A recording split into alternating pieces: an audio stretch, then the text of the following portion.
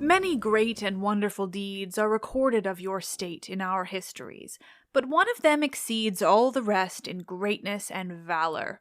For these histories tell of a mighty power which unprovoked made an expedition against the whole of Europe and Asia, and to which your city put an end.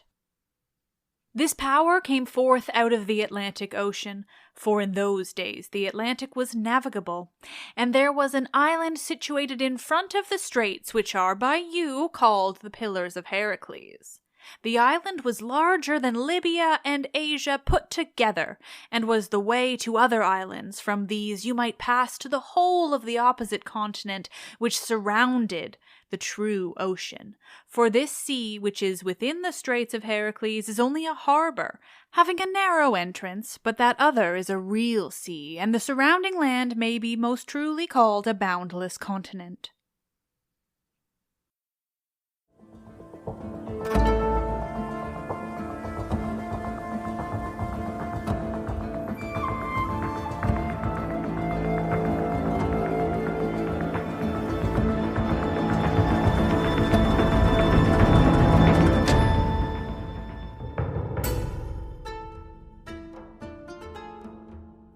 Oh, hi, hello, welcome. This is Let's Talk About Myths, baby, and I am your host, Liv.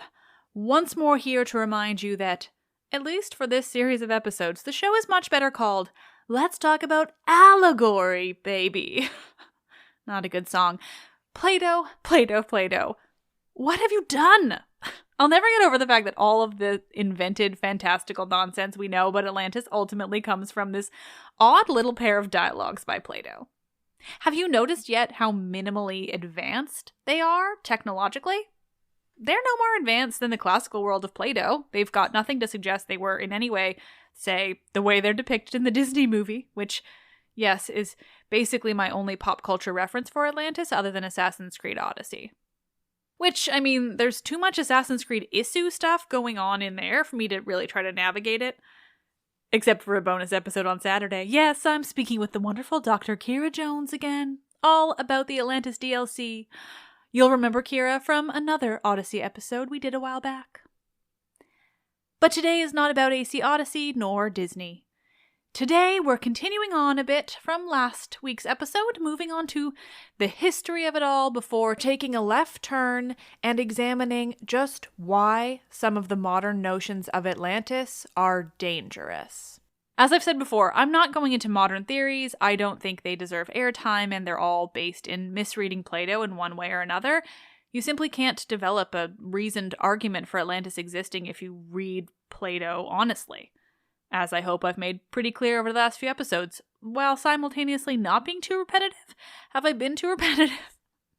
I also want to say that, once more, there isn't anything wrong with being interested in Atlantis. I just want you all to know the background, the ancient sources as they exist, and I want you to understand the ways in which an interest in Atlantis can end up transformed into a dark and dangerous conspiracy that typically has roots in even darker and more dangerous racism.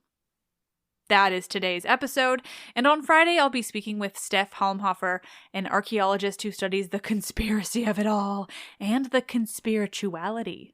Yes, conspirituality! More on that later. Still, looking for Atlantis is another thing entirely. Last week, we talked about Atlantis through the mouth of Plato, what he was trying to do, and how he went about accomplishing it. We talked about allegory and how Plato uses allegory to make his points, how he intentionally made Atlantis unbelievable so that his audience might suspend their disbelief, be able to separate themselves from the modern implications of Plato's theory and think of it as though it was taking place in another world. We talked about why exactly Atlantis is not a myth, why and how it doesn't fit the definition, nor the general understanding of the word, why it's very different from a place like Troy. By now you might be wondering where the rest of our notions of Atlantis really come from. if they don't come from Plato or Greek mythology. We often think of Atlantis as being highly technologically advanced people, or being wise and spiritual. You might even have an idea that the reason they were punished by the gods was actually because of these things, because they flew too close to the sun, to use a very apt mythological phrase borrowed from our friend Icarus. There are so many common and accepted notions of Atlantis that I haven't mentioned in this series, that weren't included when I broke down Plato's story because they're not in Plato's story. So where did they come from? We'll get there.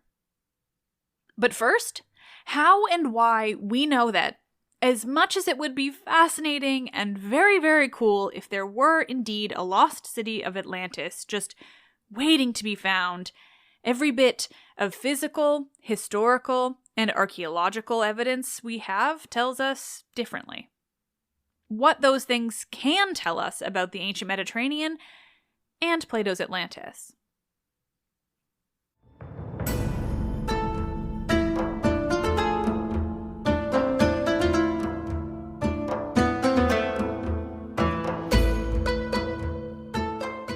This is episode 152, Deconstructing Atlantis, Platonic Allegory meets Bronze Age reality meets dangerous conspiracy.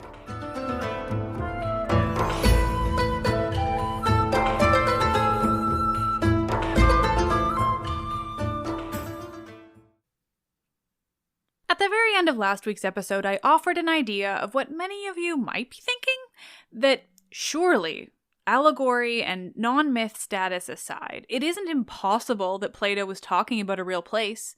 Surely it could be just one big coincidence that he is the only source to mention it independently, that no one before him had any notion of the lost island, and that every mention after him was in relation to his own invention.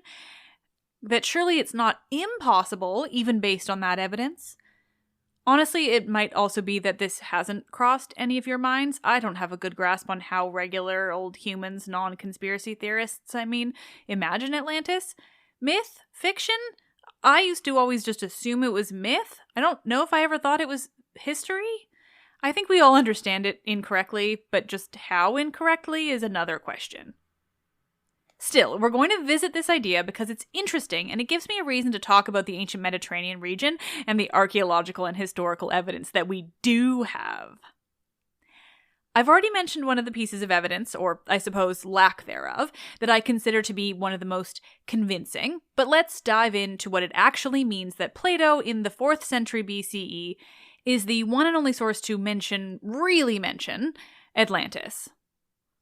But first, every time I say something like this, I can hear the believers screaming a few names at me.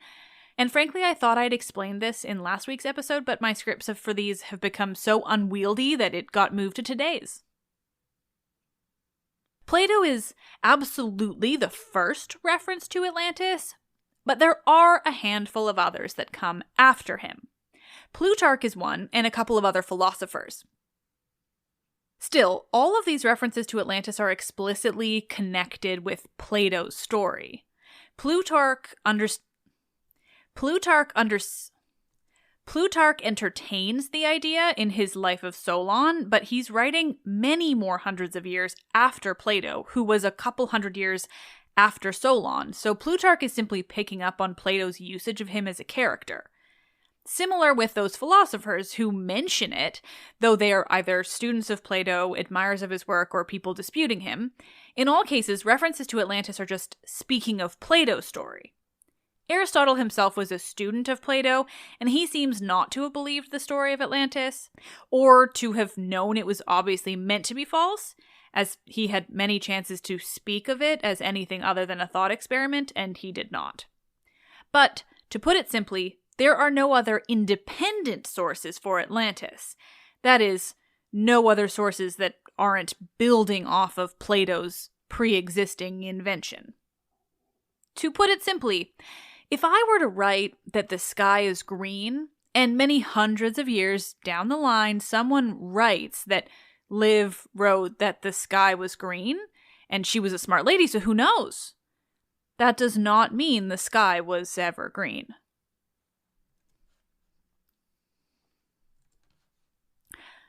When it comes to the archaeological evidence against Atlantis, let's get the most obvious out of the way.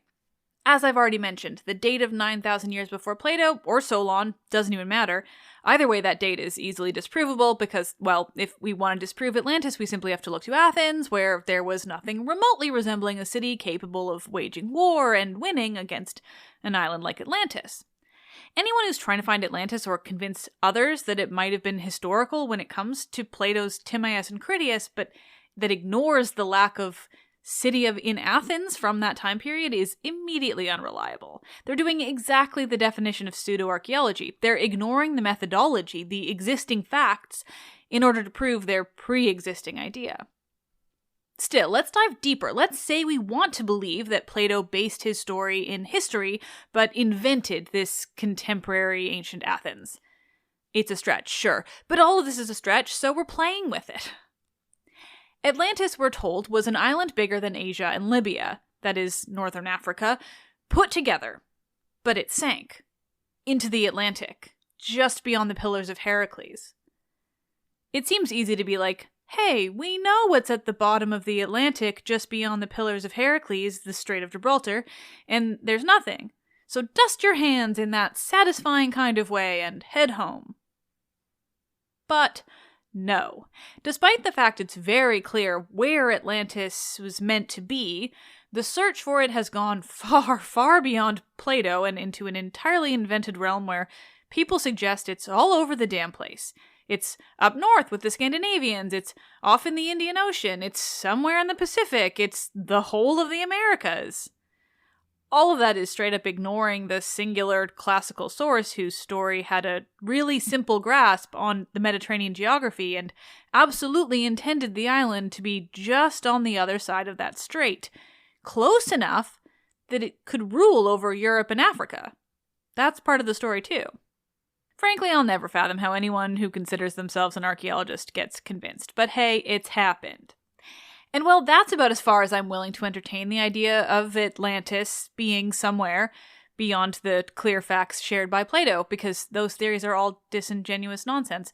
They've got their roots in the Atlantis of a much, much later time. A much more dangerous notion of Atlantis, which we'll get to. But there's one theory of Atlantis that has a lot more merit, and has gained a lot of cultural importance in Greece itself. It stands on its own as a theory beyond these nonsensical ideas of where Atlantis could be, or the idea that Plato was suddenly a historian.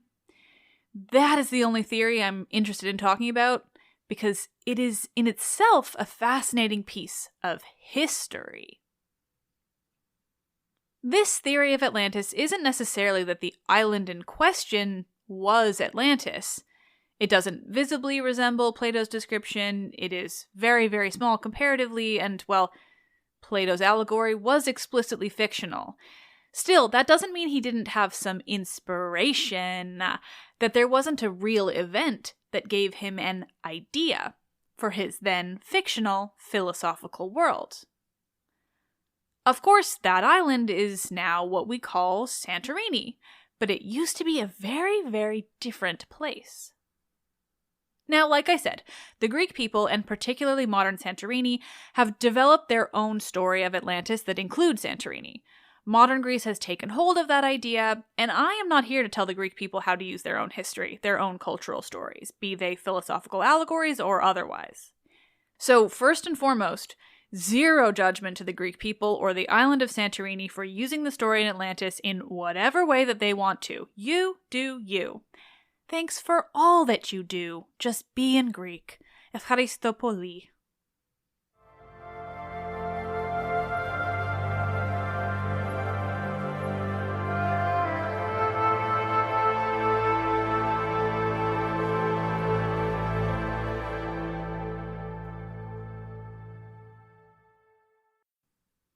Now, time to talk about why Santorini still isn't anything that can be reasonably called Atlantis. But oh, is it something else entirely? The ancient island of Thera, now what we call Santorini, was a volcanic island north of Crete, in the middle of the Mediterranean. It was an island that was a mountain, in which was hidden a volcano. There, in the Bronze Age, was a city that was connected with the Minoan people of Crete. We call it Akrotiri, and Akrotiri was incredible. They had stunning, colorful and detailed wall paintings of flowers, of people boxing, of women gathering saffron flowers. The paintings very much resemble those on the island of Crete, hence the connection between the two islands. Now, remember, this was the Bronze Age. The city was occupied earlier than the 17th or 16th centuries BCE. Now, of course, that isn't remotely near the realm of Atlantis at the 10th or 11th millennia BCE, but it is well over 1,000 years older than Plato. So what happened in the 16th or 17th centuries BCE? Why is it possibly the inspiration for the fictional island of Atlantis? And for that matter, why was this ancient island of Thera so very different from the modern island of Santorini? Well, Thera was a volcano, and volcanoes erupt. And Thera's was a really, really, really strong eruption. I wish I knew more about volcanoes so that I could properly explain to you how big it was, but I'll try. The volcanic eruption of Thera was one of the biggest volcanic eruptions we have records for. It was a 6 or a 7 in the order of magnitude that they used to track eruptions. Almost all of the volcanoes that hit an 8 happened before humanity even existed. That's how big an 8 is. So you can get an idea of what a 7 might look like. The eruption of Thera changed the face of the Mediterranean during the Bronze Age. It brought about a volcanic winter, it sent tsunamis, it tore through the Mediterranean and disrupted the peoples living there to such a degree that it is often credited for what is termed the Bronze Age collapse. That in itself is a problematic term, as there wasn't any kind of official or true collapse, but a slow erosion and breakdown of Bronze Age societies that was in large part affected by this volcano. Imagine you're a person living in the 1600s BCE. You're pretty reliant on agriculture and trade. So when a volcanic eruption happens so close and is so big that it basically ruins an entire year of your lives. It caused a refugee crisis. It just did so many things. An enormous amount of damage, the effects of which would have been felt for centuries. The eruption of Thera was so big that the majority of the island, which was itself the volcano, sunk into the sea. It left a caldera, which is today still beneath the sea in Santorini, an island that is now a circular shape, because the whole center of it sunk into the sea. But how do we know about Akrotiri, the city on Thera, where the stunning wall paintings were? It was preserved by the volcanic ash and whatever else. I'm not a volcanologist. Just like Pompeii, only older. So much older. Like over 1,600 years older than Pompeii. If you take one thing from this episode other than the fact that Atlantis wasn't a myth or reality, take with you the knowledge that there exists a preserved ancient city that is over 1,600 years older than Pompeii. That its wall paintings were preserved and can still be seen on both Santorini and in Athens. Google Akrotiri. You'll thank me. It's absolutely the best thing I learned in university. So what better inspiration for Plato's fictional city of Atlantis than this volcanic eruption, over 1,000 years before his time, the remains of which he could see with his own eyes? It's pretty easy to believe the argument that the island of Thera, Santorini, while not Atlantis, could have been the inspiration for Atlantis. But it was and is so much better than Atlantis.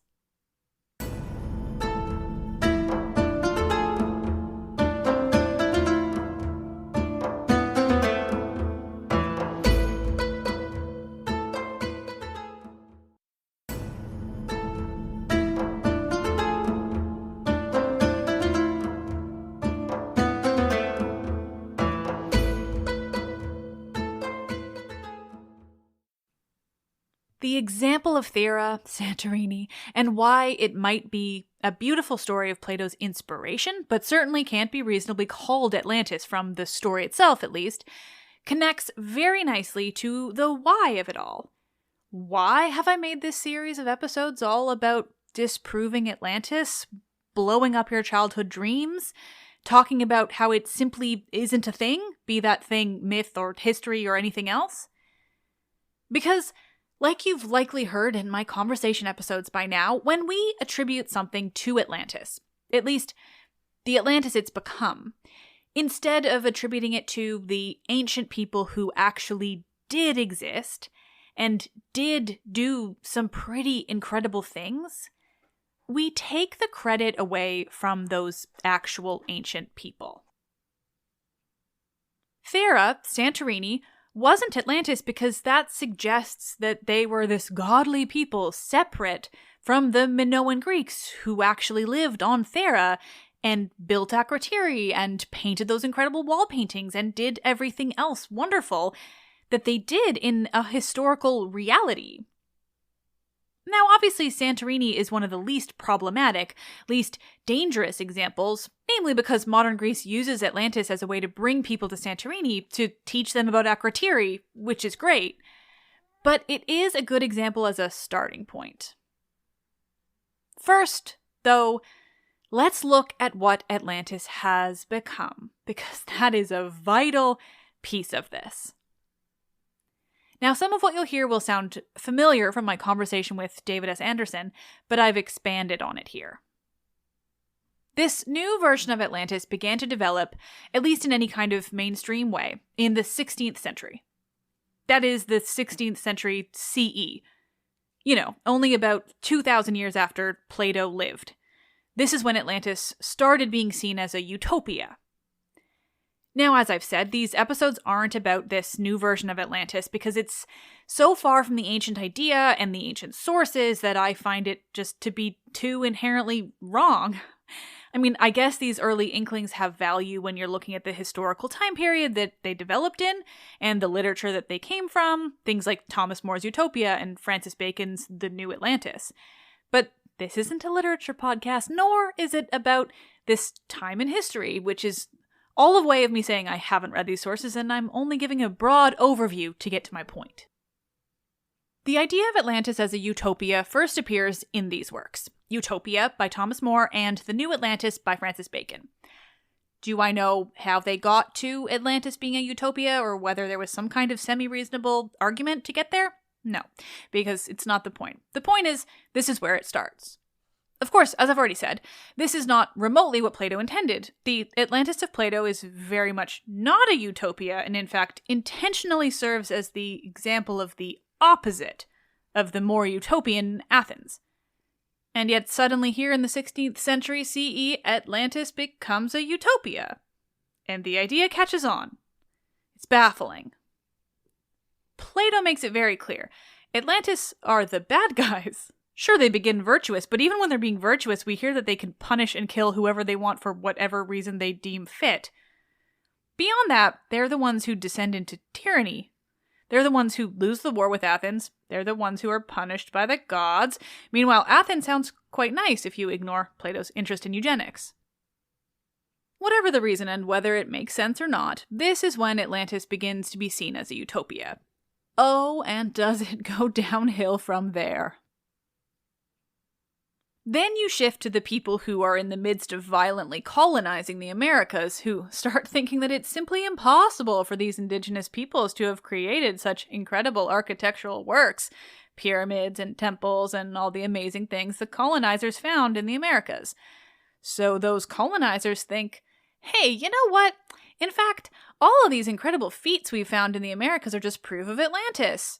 Because, no, these non-white indigenous peoples couldn't be capable of such ingenuity. It must mean that the Atlanteans did it. Yeah, they must have escaped the island before it sunk into the sea, made their way to the Americas, and built all this amazing stuff. Yep, that must be it. And so, as you can see, this is where the racism starts, and it doesn't stop. Now, All of this next bit will be super simplified because I'm not diving too deep into this. I don't want to read any of these next people's works or learn their racist shit. I'm going off of Wikipedia, which I would otherwise never do, but these are racist ideologies, so I'm not going any deeper than our good friend, Wikipedia. Because we next have Ignatius Donnelly, the American congressman who developed an extensive and beyond absurd book of Atlantis theorizing. It does a lot of things to the story of Atlantis, but the important bit is that it introduces a bit of spiritualism to the story. Needless to say, an American congressman of the 19th century contributed a bunch of Christian ideals to the story. He wrote about Atlantis being the common history between the Americas and Africa. He connects the flood of Atlantis to the biblical flood. And he says that Atlantis was the origin of the Aryan race. Yep, you can see where we're going here. From there, Helena Blavatsky.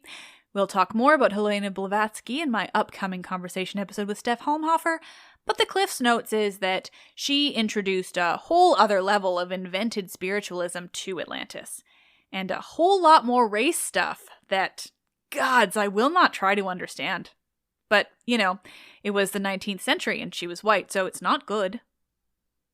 Obviously, all of this is so not good that you know who else looked for Atlantis with real seriousness and a really racist theory?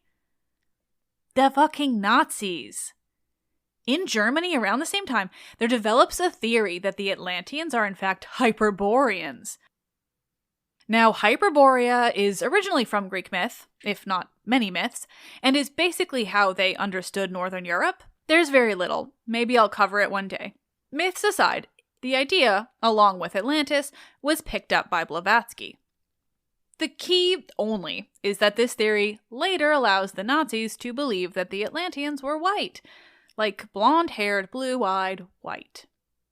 You can imagine Donnelly's theory of the origin of the Aryan race didn't help, and so off the Nazis go trying to find Atlantis, to find their so-called proof of an ancient white race, an ancient Aryan race, from which they can say they are descended, and thus justify all of the horror they are about to commit.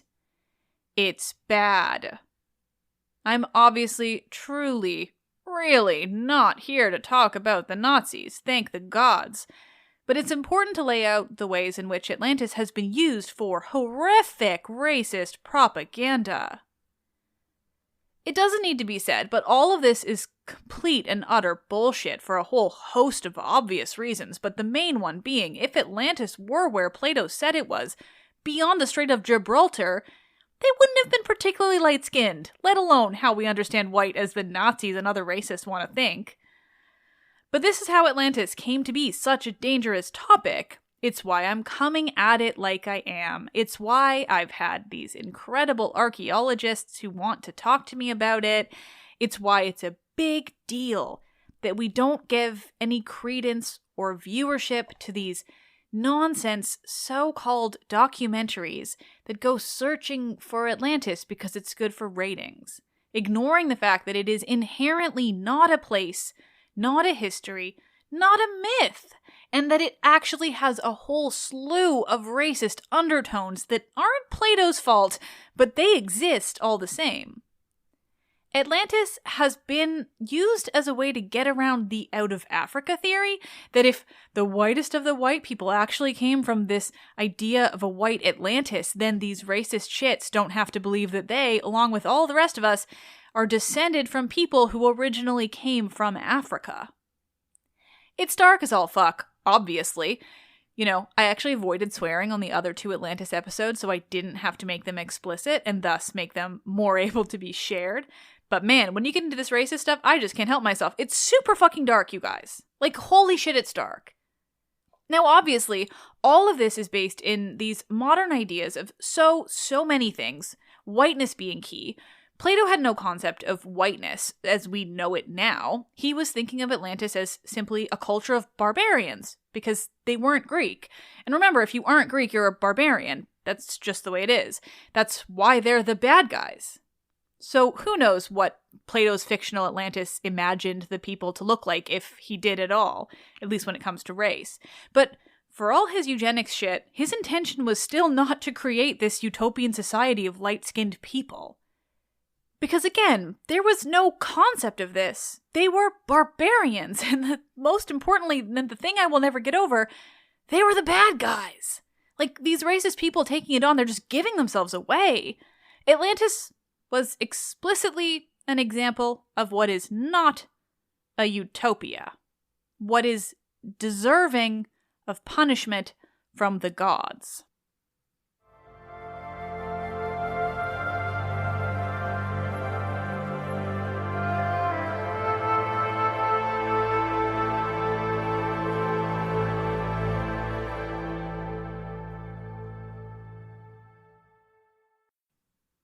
There are so many fascinating places from the world of Greek myth. The emphasis placed on Atlantis in pop culture and beyond is just so unnecessary. I hope all of this inspires you listeners to take up passions with places and people that are actually from Greek myth or history, come up with a mystical world based on locations from Homer's Odyssey, or the ancient Ethiopia of myth, the historical city of Carthage, places from the Greek mainland or Greek islands, or hell, lots of mythology beyond the Greeks. I just really only know the Greeks well. We should raise up the story of Akrotiri, a very real ancient city you can visit that gives some of the best examples of life in the Bronze Age Mediterranean and all that it had to offer, the kind of art and architecture that existed, daily life in the world of almost 4,000 years in the past. Spread the word about Atlantis, too. One of my favorite things now is to share the true nature of it when it comes up. Not only that it was simply a thought experiment by a Greek philosopher, but that so much of what we do imagine to be the mythological Atlantis is in fact only from the past few hundred years, and often comes with racial undertones that most of us have no idea about. We like the idea of Atlantis because it really is fascinating to think about, like a lost city that could be found, a people shrouded in mystery. But those same things can actually be real, too.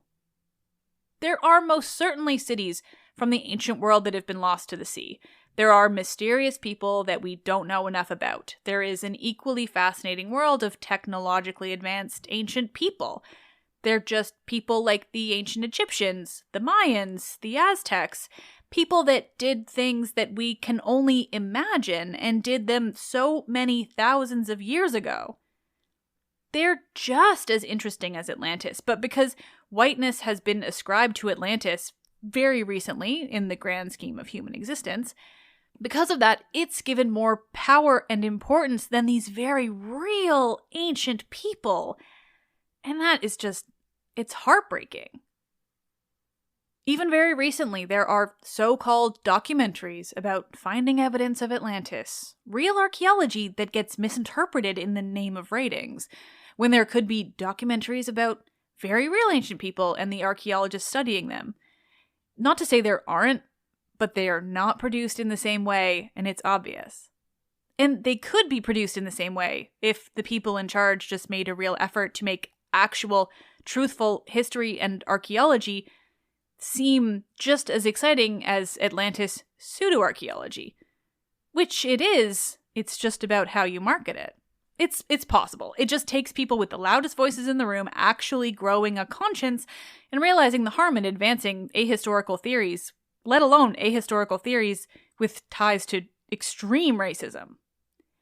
It sounds super cheesy, but honestly, if you take anything away from this series of episodes other than Akrotiri, I hope it's the understanding of why aspects of the modern Atlantis story can be harmful if used in the wrong way. I hope you get how pseudo-archaeology harms very real and important archaeology, how it harms our understanding of very real ancient people, typically the ones who weren't what we now see as white. How much of the understanding of Atlantis that we have today is based in deep, dark, racist, colonial roots. Again, there isn't anything wrong with being interested in Atlantis as Plato wrote about it. There isn't necessarily anything wrong with fictionalizing Atlantis, so long as you understand the implications inherent in it, and you are aware of the background and its widespread use today for racist and generally white supremacist ideologies. Still, in my opinion, there are better things you can fictionalize. There are real ancient people who did really incredible things, certainly on par with the original Platonic story of Atlantis, because truly there wasn't much in there. So why not invent your own world that's what you're looking for? Or find real ancient people who did incredible things, who built pyramids that boggle the mind. These people were much, much more exciting than anything from the nonsensical realm of Atlantis. Real history, real archaeology, real ancient peoples and their mythologies are always going to be more interesting than the fake stuff. We just have to figure out how to get that through the capitalism of it all. Of course, much of what I'm referring to now is a not-so-subtle jab at a certain long-running TV show that suggests ancient people couldn't do what they did, that it must be aliens, and recent documentaries that incorrectly portray real, actual archaeologists as having any interest in finding Atlantis. It's all bullshit. It's dangerous lies used to make money, because no one's ever tried hard enough to get the same ratings and ad dollars from real, actual ancient people and their worlds. If Atlantis is anything, it's a learning experience. Learn the truth, the history behind the real story, where the modern story comes from and what implications that has, and then decide how you want to use the truth. Honestly, even just having the knowledge is a really good start.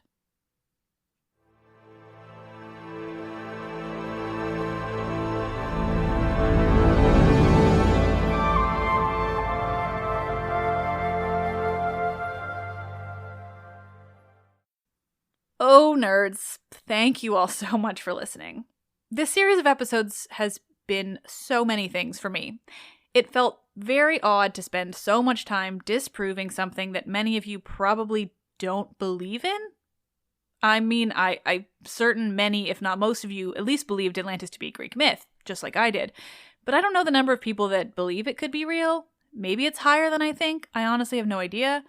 Either way, I came to this series having experienced just a hint of the world of those who believe in Atlantis. For real, those who believe in it, and their life seems to depend on that. The people I've encountered personally are some of the worst of the internet. Similar to the guys who want to tell me about Medusa. They just scream at you about how wrong and ignorant you are because of all their nonsense theories about Atlantis. They have explanations for everything, but none of it actually checks out if you just, I don't know, use some critical thinking skills. It helps to have knowledge in the real ancient world. Anyway, those experiences and the things I've seen over the past year made me want to actually dive into this, to tell you all the real Plato truth of it all, and explain why the truth matters, and why the background to the modern notion of Atlantis matters even more. If you don't know the racist, white supremacist background, how can you know how to take in Atlantis content? How to understand what content is and is not straight up dangerous ideology? It's so easy to fall into a YouTube trap, thinking you're getting truthful, accurate information, and suddenly you don't even realize and it's turned into deep, horrible, racist propaganda. I hope I've done this series justice. And of course, it's not over yet. On Friday, I have an episode with Steph Homhofer, who tells us even more about the dark history, the people who started it, and the other things those people did. We talked archaeological conspiracies more generally and the racist ideologies behind some of them. It's totally fascinating, and Steph and I really had a lot of fun chatting about this. It helps that she's also from my province, which is a rare thrill for me. So stay tuned for that. It's seriously fun. Also on Saturday, I spoke with Kira Jones again, all about the Atlantis of Assassin's Creed Odyssey. You all know how much I love Odyssey, so that too was supremely fun. Stay tuned for it all. And now, every time you hear about the modern ideas behind Atlantis, the crystal energies and the utopian societies, I hope you all imagine the illustration from my logo for this series. Facepalm Plato. That's certainly how Plato would look if he knew what had spawned from his random allegorical fiction used to describe actually a fairly dystopian society. He'd smack himself in the forehead and start screaming about Athens. "Why would you think Atlantis was better? Were you not paying attention?" he would surely yell. "I told you all about how perfect Athens is. Don't you know that Athens is perfect?" Plato, what a mess you've made. Thank you all so much for listening. I'm Liv, and I love real mythology and real history. that doesn't take away from the incredible skills and accomplishments of real ancient people. I love akritiri.